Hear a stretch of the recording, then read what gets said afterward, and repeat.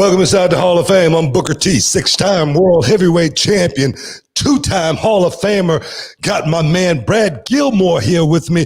They call him the BOAT because he's always just floating, baby. Hey, man, hope you guys out there ready for a couple of hours, man, because we're ready to roll, man. I'm ready to have some fun. UFC 254 coming up this weekend, as well as Hell in a Cell, and I will be at Hell in a Cell, as well as Friday Night SmackDown. I'll be there as well. Talking Smack is back with your man, with your boy, Booker T. Is going to be live and in living color.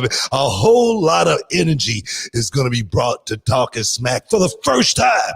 For the first time, Booker T will be doing his thing, man. Champagne Wishes, Caviar Dreams. Everybody out there, tune in because Talking Smack is going to be a little bit different this week. It's gonna be very, very, very, very, very, very entertaining, to say the least. That's gonna be the difference. I'm bringing all the team with me as well, and the people right now they're wondering who's the team. Tune in and find out.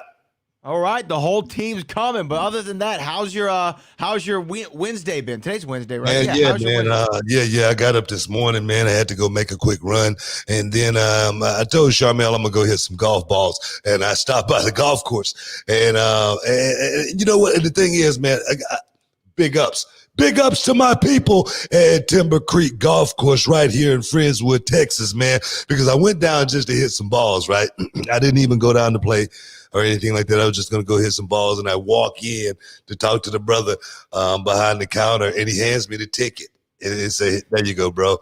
You good?" And I was like, "Man, what should I do? Should I go get? Let me play 9 holes." And what I did was I know I've been playing with the Cleveland Hybrids for the last, I don't know how many years now. I thought that was the ticket. I got away from the Callaway Big Berthas. I shelved them. I had the old Cleveland launcher, man. I put it on the shelf. Only thing I used it for was the opti shot and just practice shooting. And then today I say, man, I'm taking the old clubs out for a run. You know what I mean? Just like taking the old Porsche out. I said, I'm going to take the old Big Berthas out and see how they're. I'm going to take the Cleveland launcher out. Nobody's going to be around. It's going to be quiet. Big up to my partner, David, who played along with me today. But I tell you, front 9, I shot 37, okay? 35, I shot 2 over on the front 9.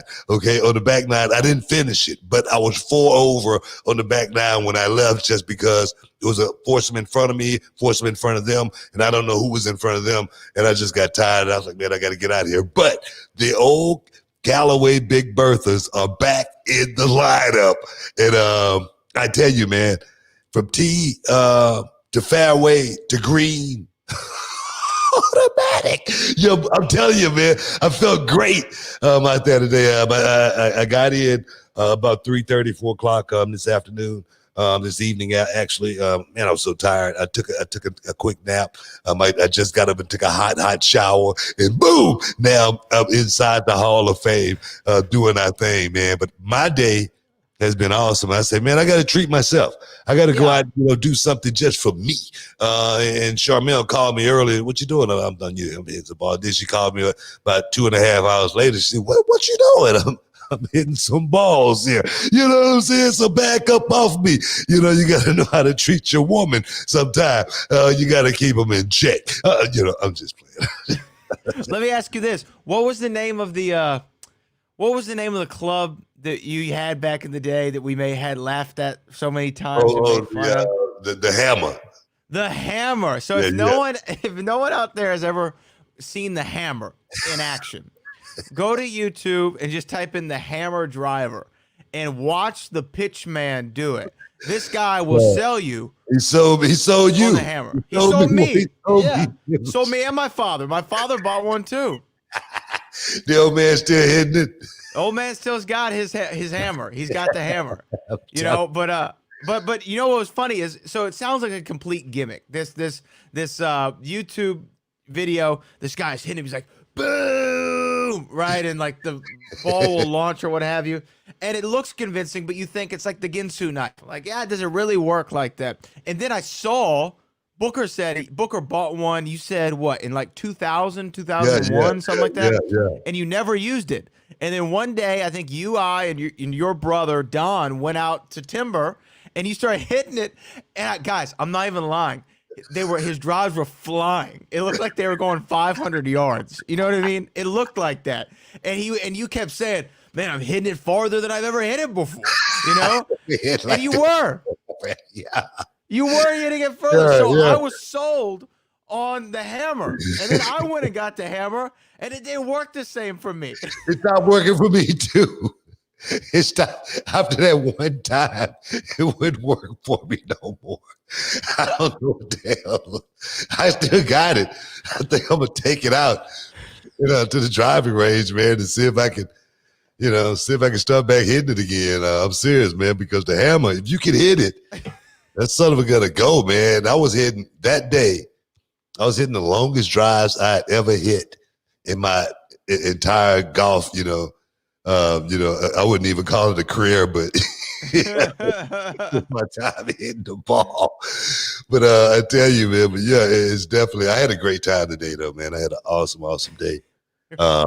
Again, I'm preparing to get ready to get out of here tomorrow. I got to get to Orlando, got to get the COVID testing and stuff early. And then get ready to do the show that following day as far as SmackDown. And right now I'm trying to figure out, what am I going to pick out of Dionceo's closet? Right now I'm trying to figure out what am I going to wear more than anything. Your fit last week set the internet ablaze. People were really enjoying the suit game last week, when you were on SmackDown. So you got to come correct. You know what I mean? Well, we got something special. We got something special in the closet we're going to pull out. And big ups to my guy, man, my designer, Rashim. There again, Dionceo's closet, guys. If you're looking at me and you wonder, man, where is he getting it? Dionceo's closet.com. Do it. Because I'm gonna tell you, man, you can't go wrong. I mean, the way I am right now, the way my suits are fitted right now, they're cut better than any suit that I have ever worn throughout my suit wearing days, and I've been wearing suits since the beginning. But right now, man, I feel like I'm on top of my game. Man. I wish I had this. It's almost like something you wish you had 20 years ago. Yeah. I'm serious, But it's a reason for everything. It's a reason for everything. Yeah, but I'm gonna be looking good. I'm excited to see what you're gonna wear. But speaking of 20 years ago, here it is. I found it. We got to see it just so the people know what we're talking about. This is the hammer. Oh, man, I'm going to tell you, man, it's dude. Let's see. Hold on. There we go. Yeah. 473 yards right there. Take it off like a rock. It's hammer time, Book. I'm going to tell you, man, you get that hammer, man. The hammer would change your game forever if you can hit it. It's on the street. Who out there right now would like that? The brother right here is talking about, man. And I'm gonna tell you, man, this brother, he definitely can tell you. He will make you go buy anything in the dog shop. I'm telling you. Oh, man. What a ridiculous commercial. Boo! No, man. Do that make you feel good or not? Well, it sold you and I. Well, it sold you 20 years ago. No, 20 years ago, you were like, you saw that commercial. 15 years ago, I saw that commercial. I said, I got to get me one of those. Yeah, Booker sees this commercial. He goes, oh, yeah. This is the one. No, I'm tell you, when you first get into the golf game, if you like it, and then you start loving it, you could get hooked, bro. You could get hooked to the point to where you up at 3 o'clock in the morning watching infomercials. And that's what I was doing back at that time. I was like, man, I had a lot of time on my hands. I wasn't working a whole lot. So I was like, man, you know what I mean? And then the golf game, man, I got so many. I mean, right now we're in my golf room as I sit right now. And to my left, I got this golf machine, in front of me. I got, the Opti shot, I got, other little gadgets in here that I play around with just to, and I tell you, man, over the years, you figure out, you realize none of that stuff works. But it's fun to have. Booker Hammer sucker. Heck yeah, man. But I love this game for forever, man. And you just convinced me, man. I'm gonna go and find the hammer. I know it's down there in the closet somewhere. I'm gonna go find the hammer and I'm gonna get it and put it in my bag because I'm going, like I said, I'm going to Florida and I'm taking it with me this weekend. Guys, stick around. You're in the Hall of Fame.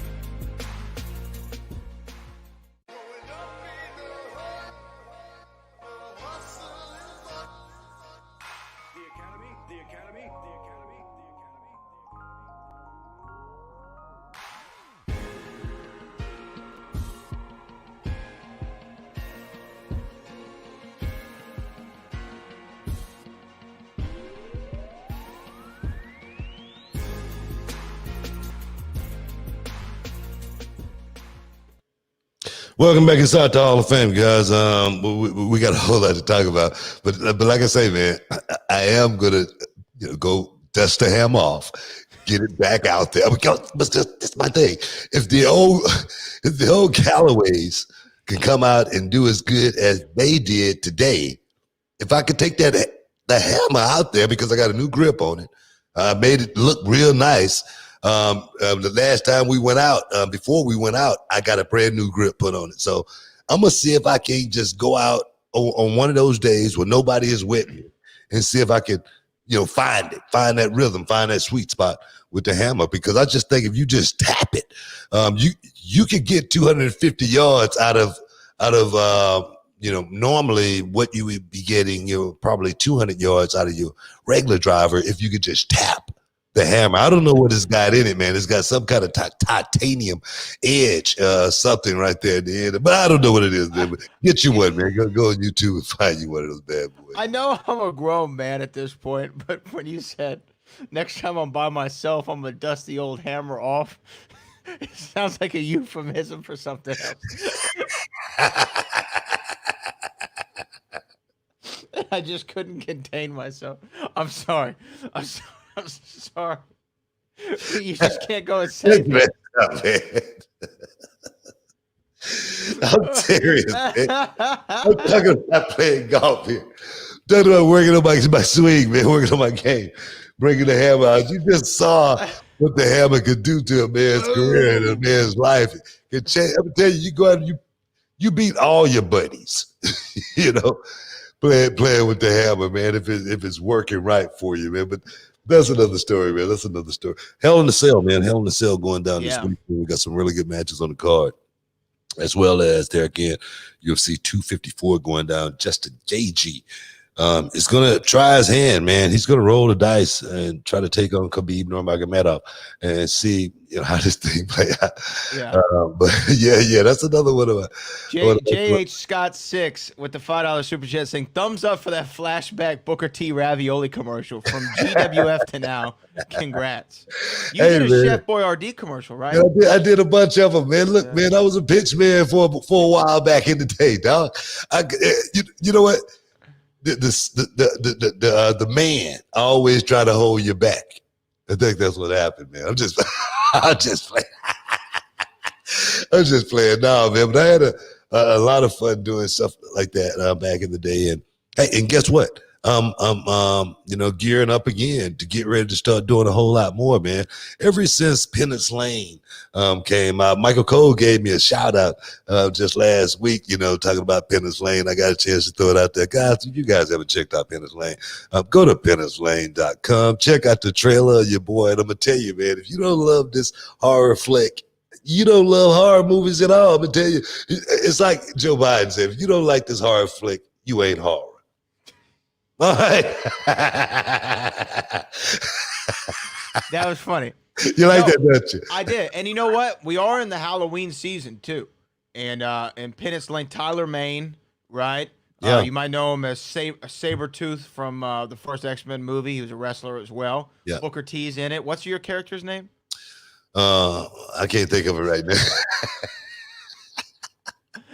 I didn't mean to blow up your spot then. And Don't then worry about it. John Schneider, you know, from the Dukes of Hazzard, Smallville. Yeah, They're all in this movie. It's Penance Lane, and I think since it's Halloween, this is an appropriate time to go over and watch it. You can buy it and rent it on Amazon Prime as well. If you have Amazon Prime, you can go get it over there. But you said, so since Penance Lane, is Hollywood come calling? Man, I'm gonna tell you, man, the phone is ringing off the hook. And that's my thing is this, man.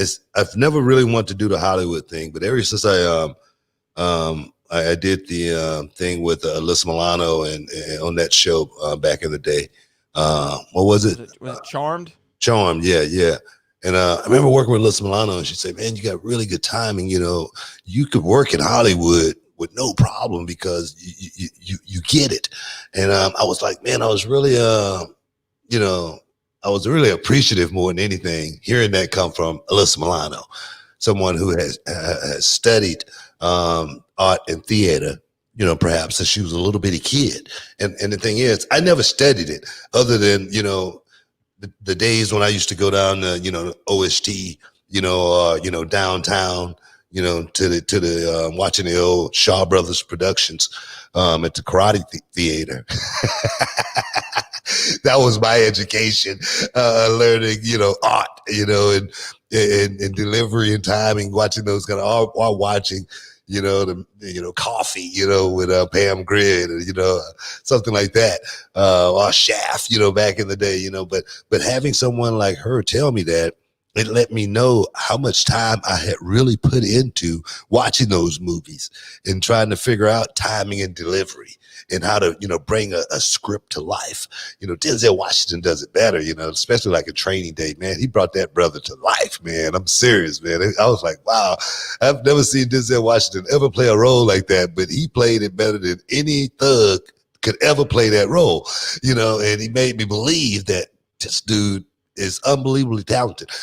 So right now I have a lot of people, you know, coming to me and throwing me offers as far as, hey man, do you want to try to do this? And I'm like, just one thing about, I talk to young people, man, you know, even if you can't do it, even if you've never done it, try it. You never know if you can do it. You know, you may, if you do it well, they don't know if you've done it before or not. So you got to put yourself out there in order for something to happen for you. So I say, man, let me try it. And, you know, just, I remember what I did Penance Lane, because there again, it's not something that I do on a regular basis or anything like that. And I remember Tyler and I, we were sitting in one of the rooms and, you know, on the set in this house. And we were upstairs just kicking it. And we was having so much fun too, man, drinking cognac. You know, it was like so much fun. And he goes, hey, man, you ready to run these lines? And I'm like, yeah.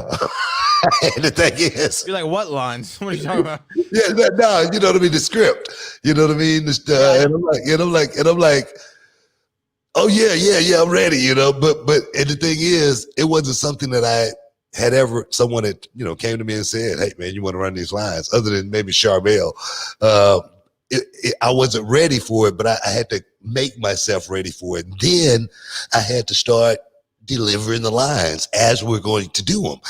And I'm like, okay, in my mind, just act like you know how to do it. You know, and then boom, it came out, and it actually was really, really good. And I was like, wow, it really is that simple. But you are on the spot.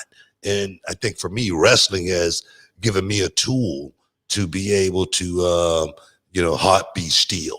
I always say that when, you know, I put myself in a situation because my heart can start beating really, really fast, and I have to calm myself down to stay in the moment and not lose, you know, my feel, you know. So wrestling has given me that ability. But yeah, man, I'm looking to have some fun in 2021. I got some really, really cool stuff coming up here at the end of this year too. You guys gonna be checking it out real soon. So guys, I'm gonna tell you, man, like a snowball going downhill, man. I've been saying it for years, man, over 30 years, man, like a snowball going downhill. I've been wondering when are we going to get to the hot season? When is the snowball going to melt out? It's not going to melt out. It's just going to keep getting bigger and bigger and bigger. Just like I said, with guys like Daniel Cormier, guys like Little Poppy, David Ortiz, That's what I'm going to call here. I ain't going to even call him Big Poppy no more. I'm going to call him Little Poppy. Because if I catch him at Starbucks, bro, you know what? It's all with him too. I'm bringing the smoke with Ortiz too. Don't make no difference. Everybody want to get a rub. That's what it is. Is everybody trying to get some clickbait? It's what's going on.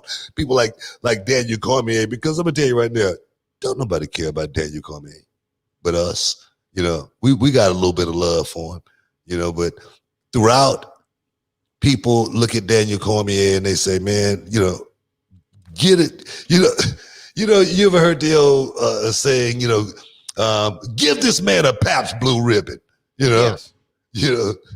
With Cormier, they say, give this man a tissue. Look, and it says it all right there from Ronald Soto. Daniel Cormier fears Booker T. And if I catch him on the street, what's going to happen? I'm going to break him down. You know what I mean? I'm going to break him down. I'm going to be whooping his ass if I catch him on the street. Anywhere, Daniel Cormier. Is he still in Abu Dhabi? Is he still in Abu Dhabi? I think he's still in Abu Dhabi. Well, right now we know he's in Abu Dhabi, and his little buddy, Ariel Wani, is somewhere in his basement hiding, because he don't want to come out. If I catch him by himself, you know what I'm going to do to him, Dutch. What you going to do? Tell the people what you're going to do. What am I going to do to him? I think you're going to be whooping his ass is what I think you're going to do. Hey, guys, stick around. You're in the holiday. We're going to be coming back here in a second. 254, Hell in a Cell. We're going over the whole thing. Back in a minute.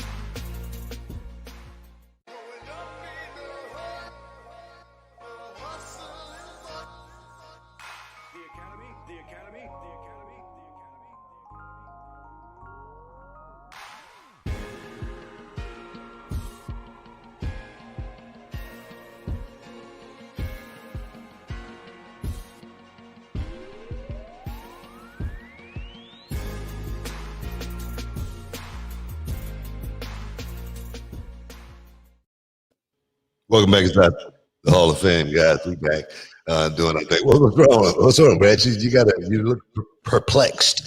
I'm just working on a tech issue, but you can continue. Yeah, We're all good. You're good. Yeah. You're good. All right. Well, cool, man. Definitely, man. There again. I hear echo. I don't know what that echo is. You got it. But 254 is coming up this Saturday night, man. It's going to be another one of those weekends because it's more than just. I think 254 is going on. Is that Gervonta Davis fight this weekend as well? Is that coming on this weekend or the following weekend? I'm not sure. I'm not sure if it's this weekend against Leo Santa Cruz. That's another extravaganza, another boxing match. We just came off the Teofimo Lopez fight against Vasily Lomachenko, which was awesome free TV. And now we're getting ready for Gervonta Davis versus Leo Santa Cruz. I don't think that fight is free. That's pay-per-view. You have to come out your pocket and spend some money to see Davis and Leo Santa Cruz. It's going to be a good fight. Santa Cruz is one of those volume punchers, a guy that will just, throw to his heart, stop beating. But there again, Gervonta Tank Davis is a special type of individual, and this will be I think we asked Leonard Ellaby, will this be Tank's toughest fight? And he said, perhaps yes. But I think this will be most definitely, without a shadow of a doubt, the toughest fight for Leo Santa Cruz. And it's going to come down to, if he wants it more, if he can bite down in his mouth, if he could take, one of those Rocky Balboa type efforts to actually, I'm serious, it's going to take an effort like that to beat Tank Davis, because Tank, man, is a special type of individual that comes along in the boxing game or in any sports sphere, as far as being one of those guys. Like if you're thinking about hockey, what's the first name you think about? Gretzky. Exactly. You think about basketball, you think about boom, Jordan. You know what I mean? So it's on that level right there, as far as a guy like Tank, Sugar Ray Leonard, Tank Davis. That's what I'm talking about as far as special type of talent, and what Leo Santa Cruz is going to have to fight his way through in that matchup right there. So, guys, if you like myself, a lover of the art of pugilism, you must, and I repeat, you must. I say that with some vigor. You must check that fight out, because it's going to be worth the price of admission, which will be only seen live on pay-per-view. It's not going to be a lot of people in the building, but there again, two guys being matched up that you don't think. It's almost like this is almost like just say, for instance, two young guys like De La Hoya and Floyd Mayweather fighting each other. That's what this is like. And watching Tank Davis and Leo Santa Cruz. It's going to be good. It's going to be good.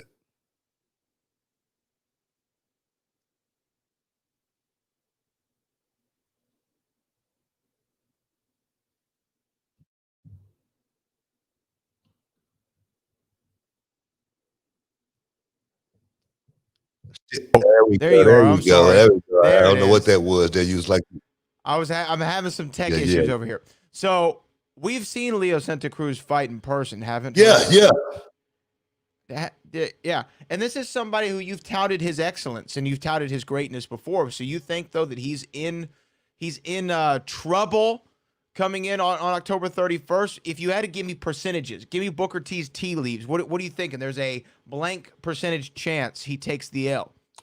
It's a 90% chance. You think it's that high? Yeah. Wow. 90%. So what does that do to the stock of Leo Santa Cruz? Sometimes you can take a loss and still recover. Do you think that he'd be given that luxury?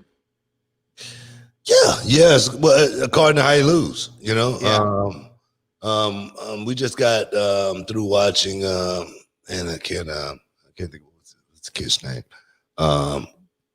I can't think of it. It evades me right now. Young guy, Spanish kid, fighting, a guy who's been around, Spanish kid. Lopez? No, not Lopez. Like I said, it was Udonis Ugas versus man, I can't think of the kid's name right now, but it's a young Spanish kid that was coming up, and Ugas went out and destroyed him and just beat him to the point to where the referee had to just jump in there and stop it. And there again, I can't think of his name right now, but he was a young kid on his way up, undefeated, and then run into a buzzsaw. And that's where Leo Santa Cruz is right now. He's had real tough fights where he had to actually really go out there and push himself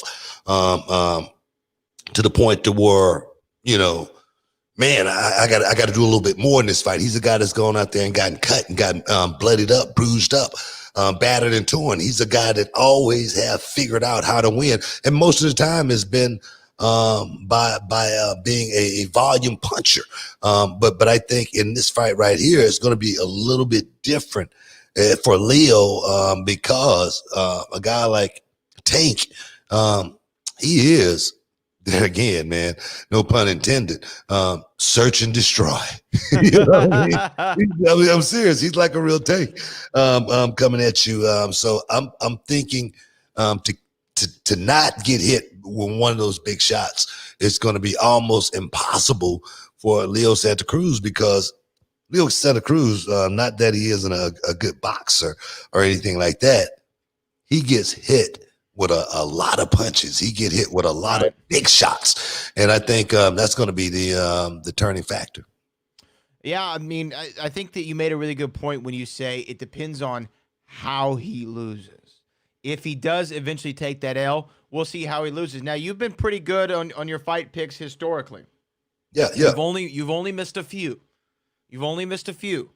So we'll see. We'll see if this one holds true, if the Booker T leaves hold true. And I actually bring this up, and I don't even mean to switch topics so rapidly, but I meant to ask you this yesterday, because you alluded to something back in April of this year, April 2020. You alluded to something, and I want to now know what you think about this recent report. Okay, in the world of professional wrestling, we're about to talk about Hell in a Cell, and you said yesterday Hell in a Cell is synonymous with which two people? Hell in a Cell, The Undertaker and Mick Foley. Okay, and when you say The Undertaker, there are rumors on the internet. There was a report going around yesterday afternoon, early this morning, that The Undertaker's presence may be felt at the Survivor Series, leading to a potential WrestleMania match. This is all speculative, against John Cena to officially close his chapter inside the squared circle at WrestleMania 37. Do you think, because you said earlier this year you don't think that he's done. I want to see if you stick by that, because you've been with Taker since then. You've hung out with him. Yeah. Had many conversations. Y'all played a round of golf together. Yeah. Did any of this come up? Have you changed your mind? Do you think that there may be some validity here that we could see The Undertaker at Survivor Series? Look, man, we played 18 holes. All right. It's a long time. And if you Is that him calling now? No, that's not him. If you can play 18 holes, you could do a match. You know what I mean? And that's the way I see that. I said how hard it is, man, to actually walk away from the business and just because, once you cross that bridge and never, and say, man, I'm never doing it again. You ain't coming back. But let's put it like this. We know when you get to the point to where you can't do it anymore, that bridge is closed. All right. Ain't no crossing back over. But you could say, man, I'm done. But if you can still do it, you can still run, one last ride, you're going to say, man, let's do it. I'm gonna go out here. And then to do it with John Cena, because John, there again, is another guy who wrapping it up. This is the curtain call for a guy like John Cena, as well as The Undertaker. And who better to do it with than two of the WWE's greatest of Shakespeareans, John Cena and The Undertaker. And me personally, I would love to see it. I was just talking about that, just a couple of weeks ago, as far as being able, how important it is to be able to say farewell to the crowd. How important it is to say, man, I really appreciate you guys for coming along this ride and supporting me along the way. I love the laughter and all the tears. You know what I mean? It's been great. All the hugs and all the smiles. Now I'm about to start crying here. Hey, guys, we're in the Hall of Fame. Stick around. We'll be back in a minute.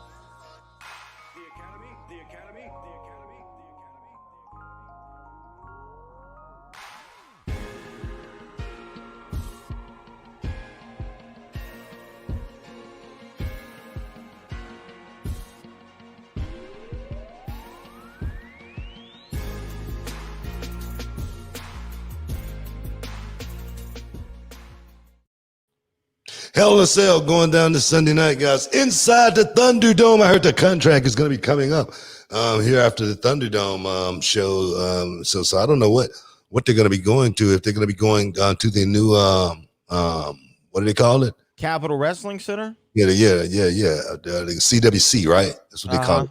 CW. All these letters, man, always screwing me up. That's what it was.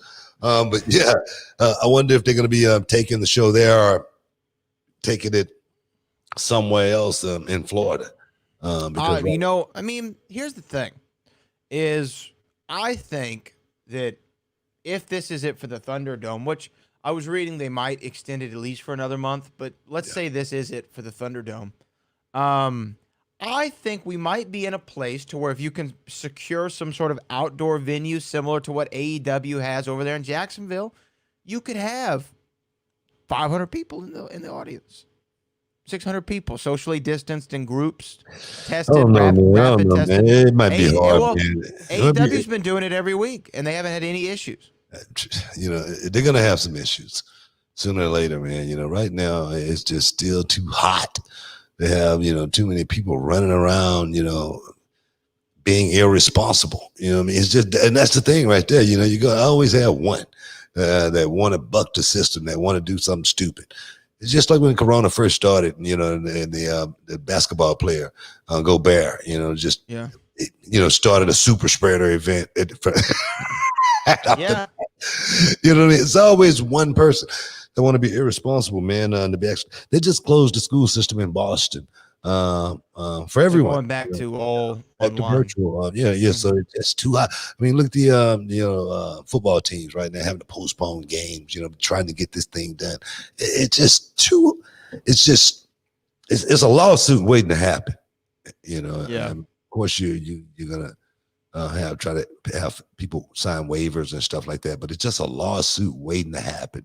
And I just would not want to, you know, chance having an indoor event where something like that was to happen and something really bad happened. It's just not worth it. I don't think. I think we got to ride this thing. ThunderDome idea is great. I actually was talking to Stephanie McMahon and Hunter. I was like, man, this is state of the art, man. This is state of the art.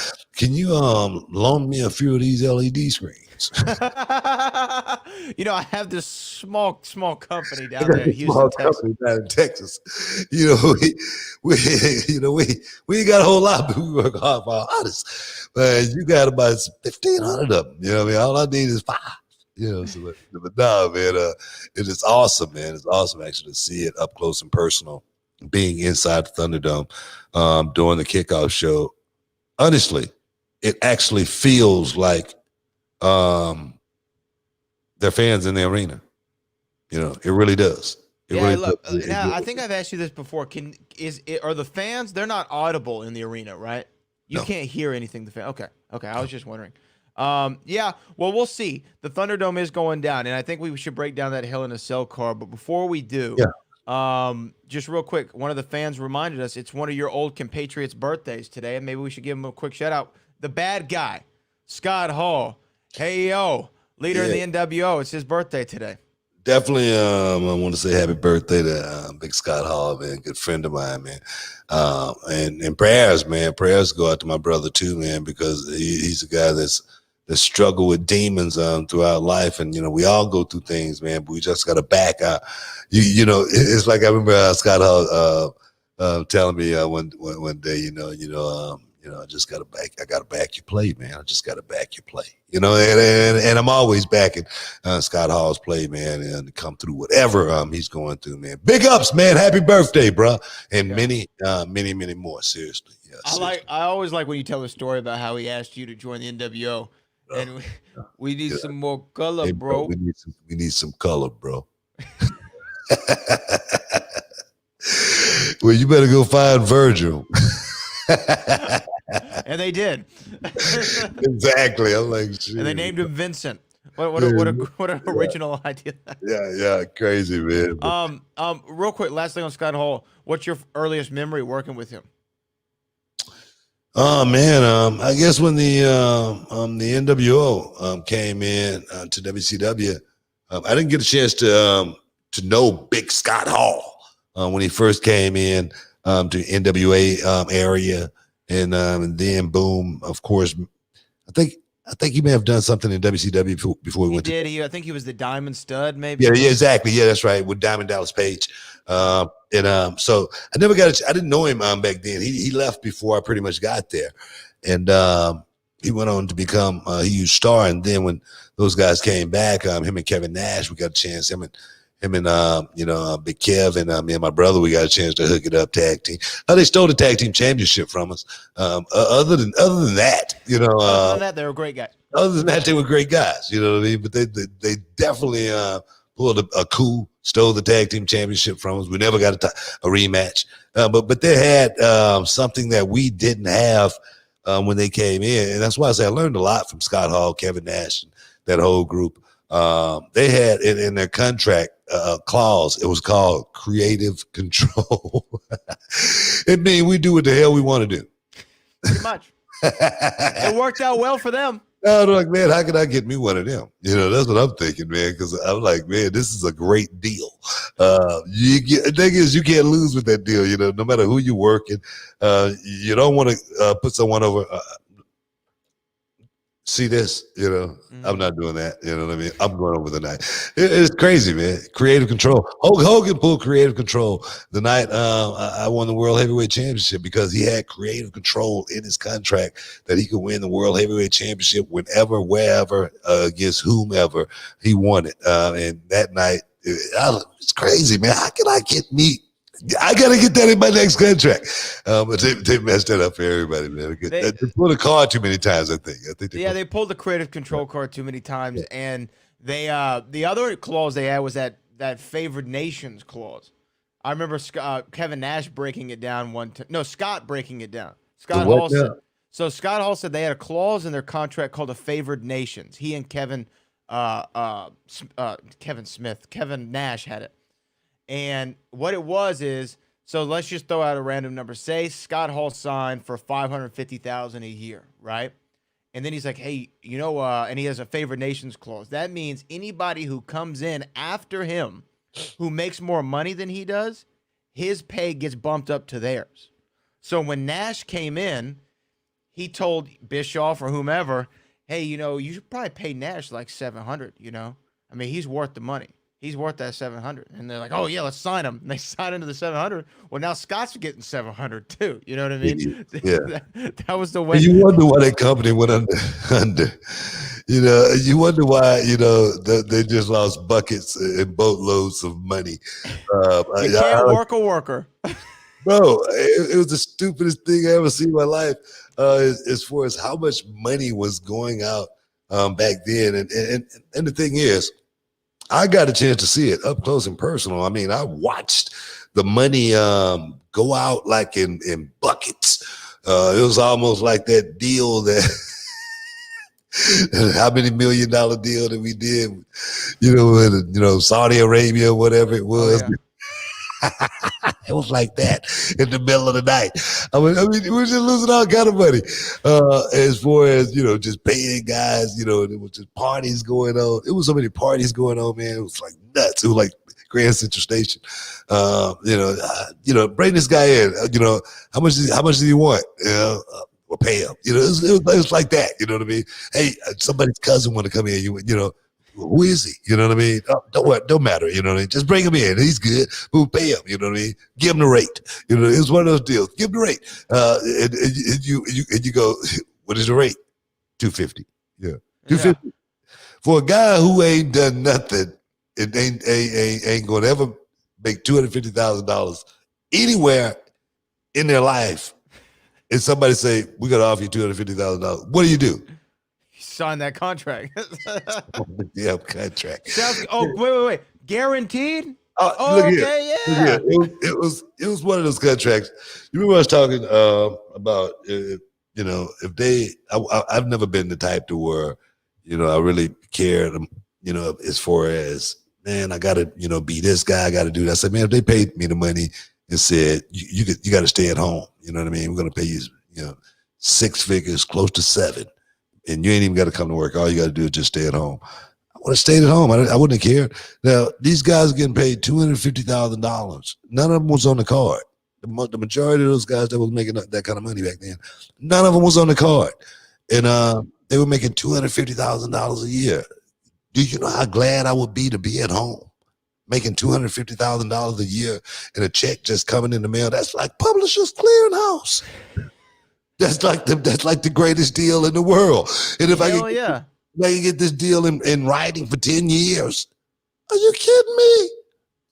I'm serious, man. That's the way things. I mean, it was like the Cash Money Brothers. You know what I mean? Back then, man. Like Nino Brown and them boys, man. No G Money. Self-contained unit. It was nuts. But yeah, man. We keep getting off track, man. We keep getting thrown off. We got to get the hell in the cell, man. We got to get the hell in the cell. But we got to take a break again. Stick around, guys. We'll be back in a minute. Hey, what's up, guys? It's Booker T, 6-time world champ, 2-time Hall of Famer, and this is for all up-and-coming professional wrestlers, male and female. You want to know the ins and outs, the do's and don'ts. You got a question, I got the answer. If you want to know how, join my masterclass. Go to realityofwrestling.com for all the information, starting on Thursday and every Thursday after that, guys. Don't miss out. Don't get shut out. And I know you can dig that.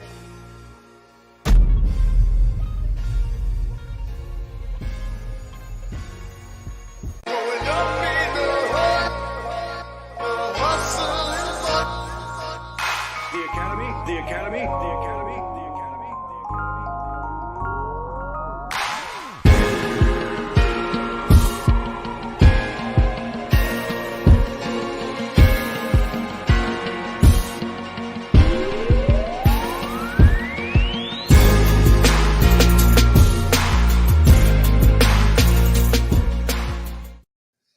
Welcome back. You know what they say about great minds, right? It's crazy, man. That's crazy, dog. But back inside the Hall of Fame, man. Wait, real quick. No one knows what we're talking about. Thumbs up, thumbs down. Yeah. Okay, cool. Yeah. Hell in a Cell. There again, man, we got to go over the card, man. We got to go over the card as far as just what we think, what I think about certain matches. I've never been the type to want to try to give predictions as far as who's going to have the upper hand in the match or anything like that. Just because I just don't think that's what people want to hear from us on this show.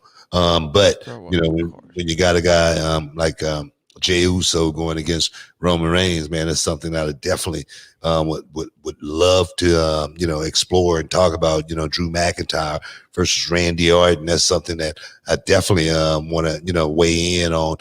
Bayley versus Sasha, as far as the turmoil those two been going through. We definitely could talk about that. Jeff Hardy versus one of my favorite, Elias, making his triumphant return, smashing Jeff Hardy with the guitar. You got to love that. Hell in a Cell is going to be awesome. Dominic Mysterio, Seth Rollins, and then you throw Murphy in the mix. Yeah.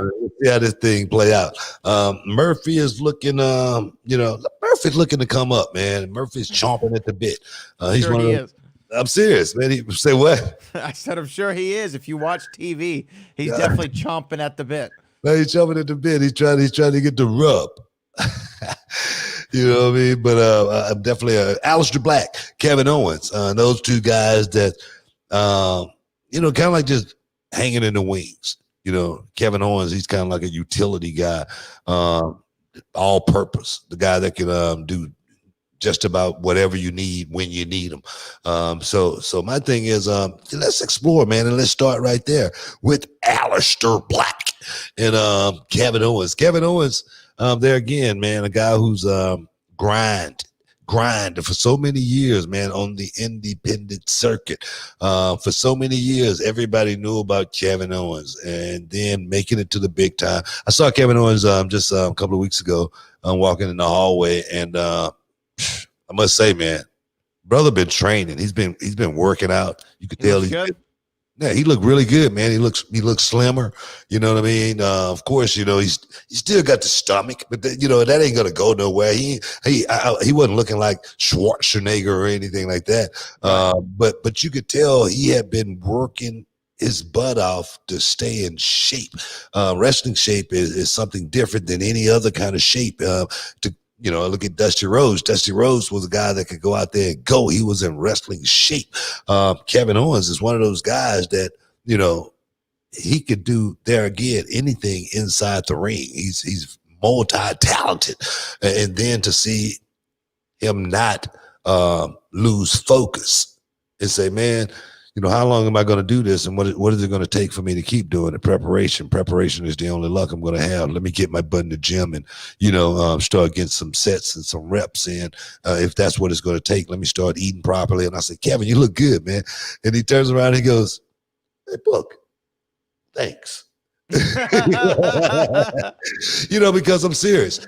Sometimes, to be told, hey, man, you're looking good.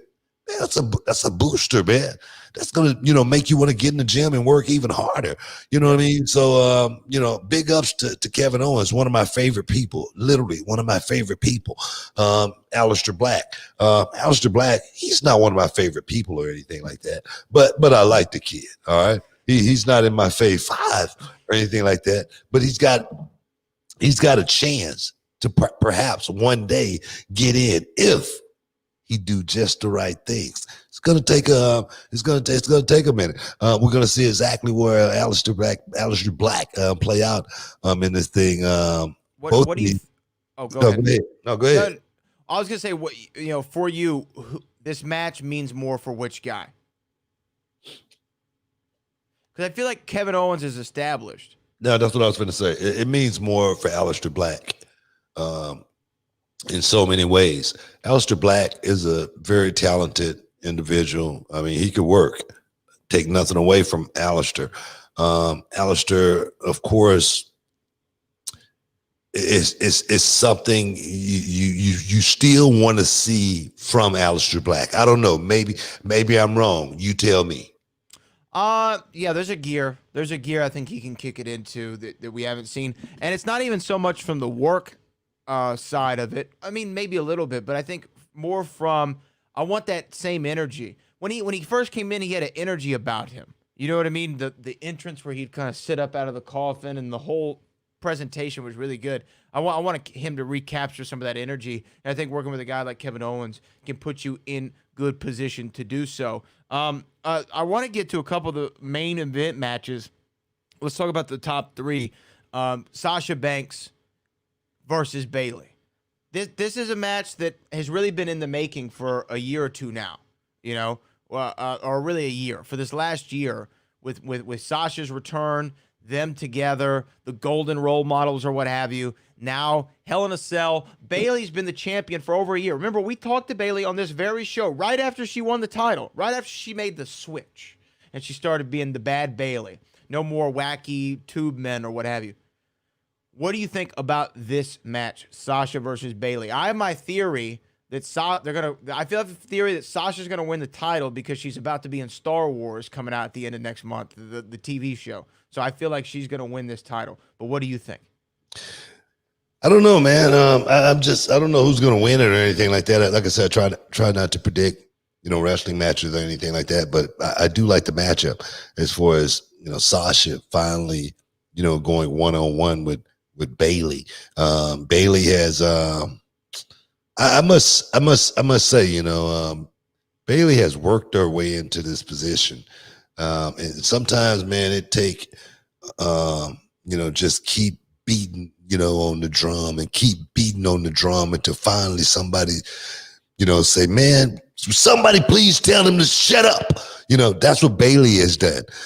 Bayley has just, steadily beat on the drum and gone out there and performed and made people hate her week in and week out to finally now we've gotten to the point where we saying, please stop beating that drum. That's what Bayley has done. And it was a slow build. It was like it wasn't like the fire turned all the way up, as high as you can put it. It was like a slow burn as far as making that switch from the like you said, the Bailey Bears and the entrance where everything was all happy. It took a slow build to actually make that switch. And it took someone like Bailey to have the patience to be able to, pull that off. A lot of people would have been, ready to pull the trigger on that thing, 6 months ago, and turn her babyface, turn her heel, whatnot. But I like it. And the two inside the ring, I know we're going to get a good match out of Sasha. As much lip as Sasha talk, she's actually a really, really good worker.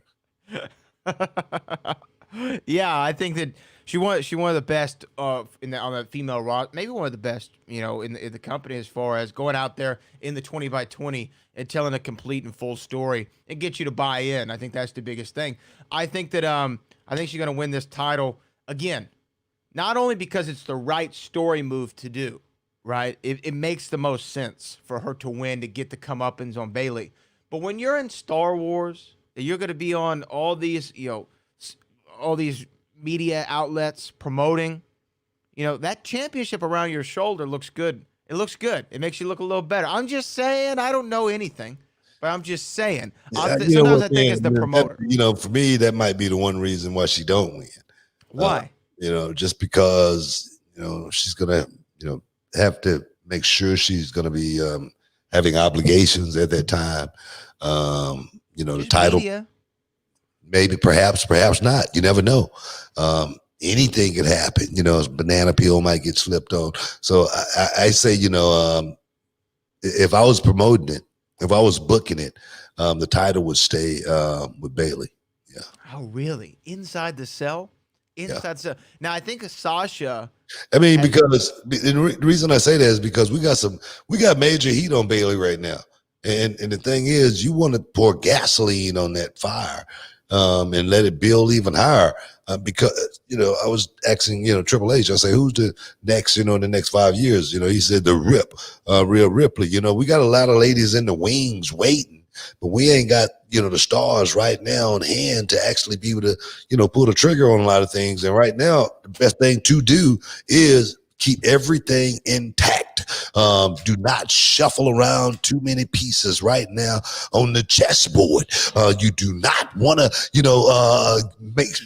make sure you keep that queen nice and tucked. You know what I'm saying?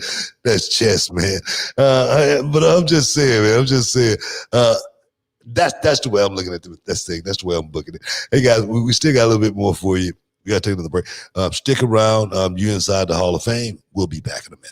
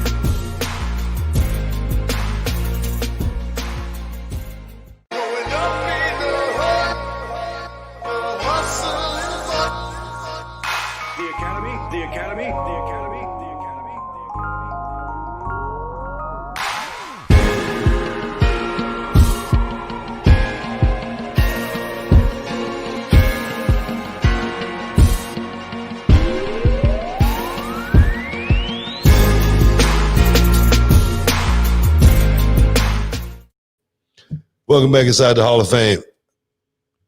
I'm your man, Booker T, 6-time world champ, talking about Hell in a Cell going down this weekend inside the ThunderDome. And your boy is going to be there, and he's going to be looking good. He's going to be looking real fly. He's going to be looking good, if you know what I'm saying, man. I cannot wait because me and Corey Graves, we've been having a little going back and forth contest on the suit game. Last week he walked in, he goes, Book, it's hot. You're looking good. You know what I mean? So this week I'm gonna see if I can razzle dazzle just one more time. But let's keep it rolling, man. Let's keep it rolling because we got to get up out of here real soon, man. Got to get up out of here real soon. And I want to thank all you guys, all the listeners, man, for participating, being a part of what's going on. If we can get a couple of questions answered before we get off, put Put them down right now, guys. Put them down. Put them in the comment section right now, and we'll try to get to you. But that'd be via super chat. If you want to super chat those in, we will definitely try to answer them. Okay, let's talk about some of the main event matches. Let's talk about Drew McIntyre versus Randy Orton. We've seen them go at it a few times. Last time was, I believe, that ambulance match. Is there a change of guard coming? I mean, how many times can somebody the stature of Randy Orton take that L? You know what I mean? He lost to Drew, I think, 3 times now. He lost to Keith Lee. You know, that's 4 shows in a row. I think he's taken an L. At least 3 shows, maybe 4. I don't know. Could something be in the works for Randy in Hell in a Cell? I mean, the thing is, I wouldn't be surprised. All right, there again, I'm not going to call it, but I wouldn't be surprised if Randy was to somehow hook or by crook walk out, you know, the champion over Drew McIntyre, just because, you know, right now we're in a time to where we got to be able to be able to, you know, work on the fly. We got to be able to, you know, work, you know, on a dime, you know, head on a swivel, one of those type of deals, and we got to, more importantly, keep creating, you know, for the fans. Drew McIntyre has been champ now, since WrestleMania. Yep. You know, so he's had a run. But the thing is, do you want to, you know, take the title off of, you know, Drew McIntyre right now, just because you say, man, is it too soon? Man, it's first British born, man, and we got to get some history out of this guy, you know, more than anything. And for him to drop the title right now, it could, you know, throw a little bit of monkey in the wrench as far as it goes from a promoter's perspective. That's only the way I'm looking at it from a promoter's perspective. But if Randy Orton won it, and then somewhere down the line, they mix it up again, and Drew won it, it passed the stats, of course, you know. So if he lost it, it's not going to do anything as far as hurt Drew McIntyre. If he lost to Randy Orton, to lose to Randy Orton is something that anyone in the company could do on any given Sunday. So we're going to find out on Sunday night if Randy Orton could drop that RKO in there and boom, become the 14-time, I believe so, World Heavyweight Champion. Let me ask you this, because you kind of echoed what I was about to say, or you said what I was about to say, so I'm echoing you, I guess. But what's better? Answer this question for me. What's better than being a WCW champion? Being a 5-time WCW champion. Yeah, that's right. What about you? So for Drew, you know, what's better than being a 1-time? A 2-time. It sounds a little bit better. I always preached it. But no, for Drew to actually put himself in a position to where he could actually start, you know, collecting, you know, world championships, you know, not just one time, be able to go to the mountaintop several times, is something that someone like Drew McIntyre, if he could pull that off, it's almost like winning a major in golf. He writes his own ticket, especially back at home. You know what I mean? When he goes home, he's a god forevermore. You know, Drew is going to be like a god, being the first one to, you know, cash in and, you know, crash the glass ceiling like so many others had tried to do, like William Regal before him. It's been so many that have tried and failed. And Drew McIntyre, there again, tried and failed and tried again and boom, and cashed in. Like I say, man, if he can win, you know, a few more, man, Hollywood, you know, back home, you know, especially, you know, when you like back home, and the Hollywood, you know, where he's from, oh man, he's a huge star. You know, he's getting in all the movies. He's a leading man. You know what I mean? So he can write his own tickets, what I'm saying. Speaking of a leading man, main event, Jey Uso getting a second opportunity at that Universal Championship versus I think, is he calling himself the High Chief? Yeah. Roman Reigns. You know, Roman Reigns with Paul Heyman. Shirtless Roman is in full effect. He's looking like a megastar. I think that Roman, it would be probably the smart call to keep the championship on him. But I don't know if you got to see. Oh, I guess you did. The Jey Uso versus Roman match. It was a great story told. I'm glad that they're running it back one more time and giving them the moment at Hell in a Cell to close the chapter of the story, for, at least conceivably so. I don't know, man. You know, if I was going to predict one of those matches, it would be this one, man. And I'm going with Jay. What? To win, yeah. You think so? You know what, man? What would turn the whole wrestling world upside down right now? It's Jey Uso. Jey Uso winning the World Heavyweight Championship is one of those things, man, to where I'm like, this is the story. This is the, you know, it's like back in the day when, my brother and I was in WCW, and they were looking for, and there was several tag teams in the company, and my brother and I included, and they were looking for a tag team. And Hogan goes, "What are you guys thinking? That's your tag team right there. This is the story right here. Jey Uso. I mean, come on, the underdog, the guy that's, you know, least likely to slip on a banana peel and win the heavyweight championship when he's a tag team with his brother. It just is, it's a story that's there it's organic. No one really had to create this thing. Only thing that had to happen, tribal chief. That's what it is. Tribal chief. Thank you. Yes. The only thing that had to happen in this match is for Jey Uso to go out and deliver. And he did it. He made the people believe that he belonged in that match. Right. And that right there, when you get the fans' heart beating to that point to where they get behind you, I'm gonna tell you right now, man, Jay has never been more popular than he is right now. And the reason why, there again, you know, it's like one of those things. It's like the wind; you can feel it, but you can't touch it. That's what Roman Reigns brings to the table. He's that good, and to be able to go out there and match wits with Jay, his brother, in a sense. Man, that's like a cakewalk, man. We've been, you know, we did this when we were kids. What are you talking about? Right. We can really show you guys what this stuff is really, and it come from the lineage. It's in his DNA to be able to go out and perform at a very, very high level, because that's what all the Somalians are known for. Going out there and bringing the noise. So I'm looking for that match right there to go out and steal the show. And then again, we could see a new champion, and his name is Jey Uso. All right. Well, if I think that's a hot take, I like the take. I think it's a hot take. If you prove to be correct, you will look like the soothsayer that you have been in the past.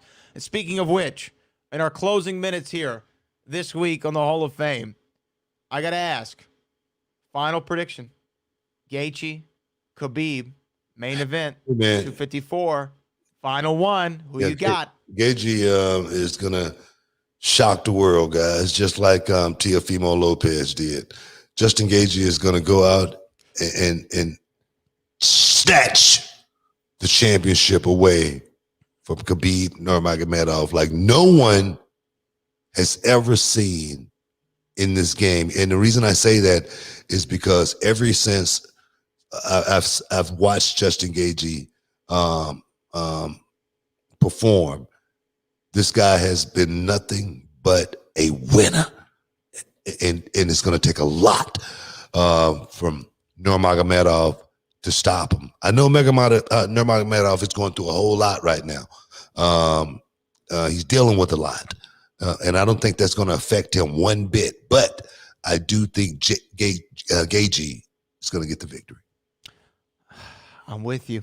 I think Justin Gaethje is going to do it. We're making this prediction right now. Write it in Gray's Sports Almanac book on this Back to the Future Day, October 21st, 2020. I think Justin Gaethje will beat the man who has been unbeatable in Khabib Nurmagomedov and take that championship home. And I do think it sets up an eventual Gaethje versus Conor McGregor fight. I think that we're going to get that. I do. I think we're going to get I don't think we're Connor's running, man. Connor's running. You know, he's Irish. He's Irish. You know, he's drinking the proper 12. Hey, man, that's what he's doing. Hey, but we got to get up out of here, man. Got to get up out of here, guys. We'll see y'all next week. There again, guys, check me out on Friday Night SmackDown, Talking Smack. And then again, Sunday, Hell in the Cell. It's going to be good. It's going to be real good. Bradley, appreciate you, bro. We up out of here. I'll let you guys.